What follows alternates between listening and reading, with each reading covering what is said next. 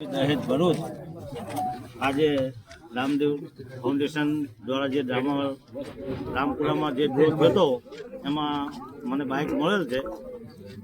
અને એક વાત ખાસ મારે કહેવી હતી કે વચ્ચે એક મેં વિડીયો જોયો હતો કે કોઈ ટિકિટ બદલે ને આ બદલે, એટલે ગામ હોય ને એક ગાંડું હોય એટલે એનો બહુ આપણે ઉપયોગ કરવો નહીં, કારણ કે માણસની વેલ્યુ હોય મારવું હોય તો પછી બૂચ મારીને જ જાય બધા. એટલે એવું કોઈ રાખશો નહીં, બહુ નિસ્વાર્થ ભાવે. અને ખાસ તો ગૌશાળા માટે વપરાય છે. 35ના માવા આપણે 50 કહી દઈએ તો એટલું જ થાય, 399 થાય.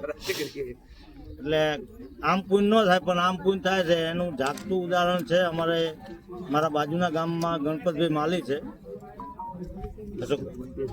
સાવ ગરીબ માણસ છે, એને આપણે બાઇક લાગી.